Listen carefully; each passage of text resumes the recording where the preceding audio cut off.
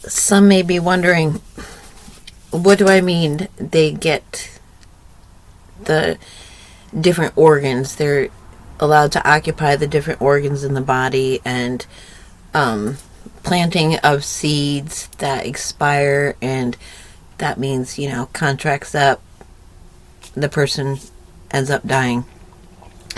So access points from the point of birth.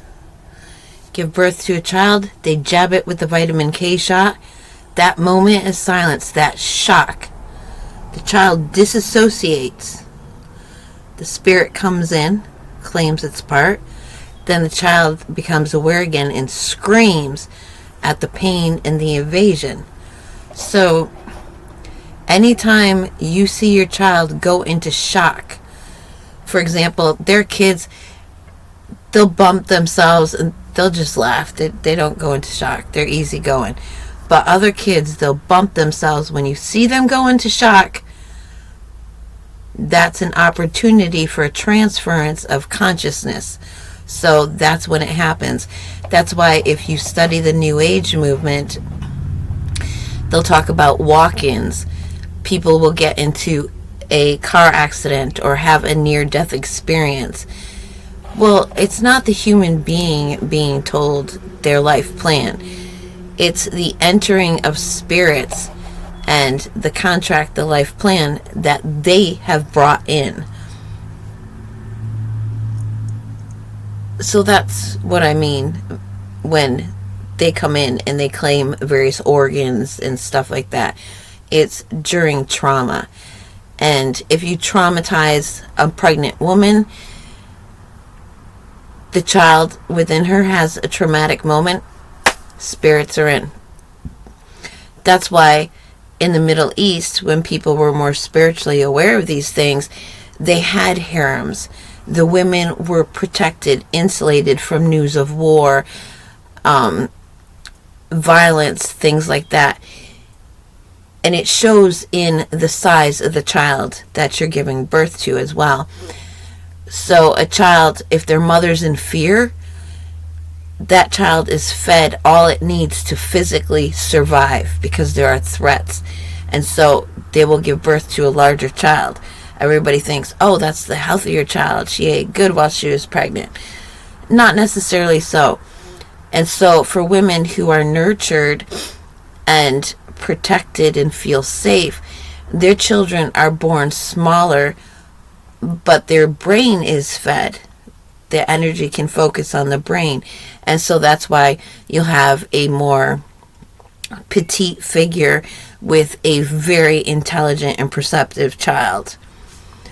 I'm reading through Jubilees and the institution with Abraham on the paying of tithes, the tenths of everything.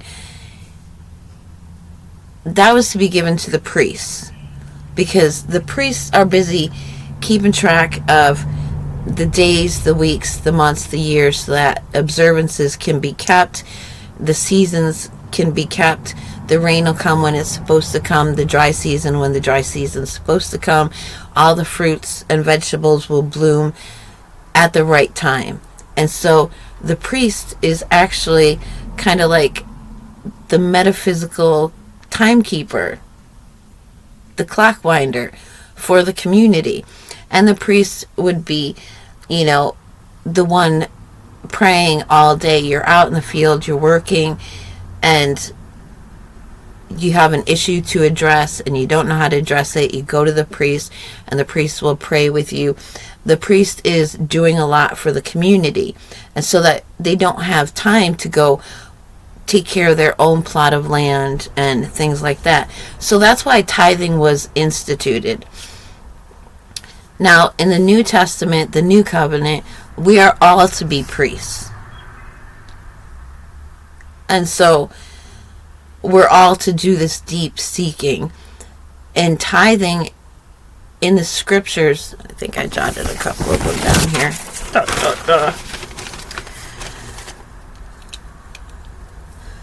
Yeah, it's Matthew 25:35 through 40.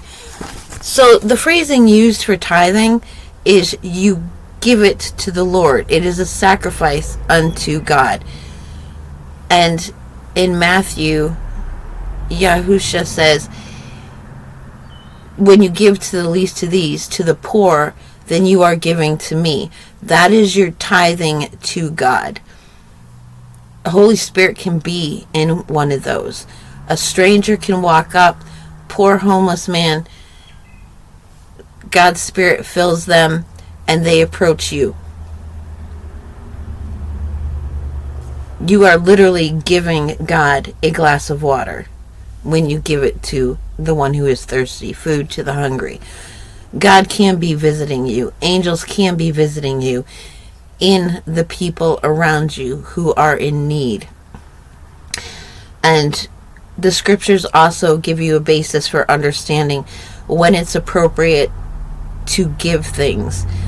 So your heart and your means have to be in alignment. If it's put in your heart, but it's not within your means, then this act of giving that you're thinking of is not from God. If you have the means, but it's not in your heart, forcing yourself, it's not from God. You're not getting any favor from God. It's of no benefit to anybody. And you're probably giving to somebody who doesn't need it at that point because they need to learn how to do something different. But if you have the means and it's in your heart to do it, then do it.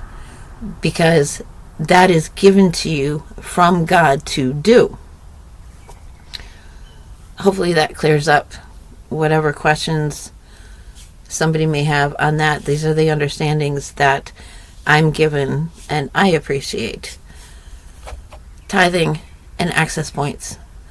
Probably two unrelated topics, but no, everything's interconnected somehow. It was given to me now. Here it is.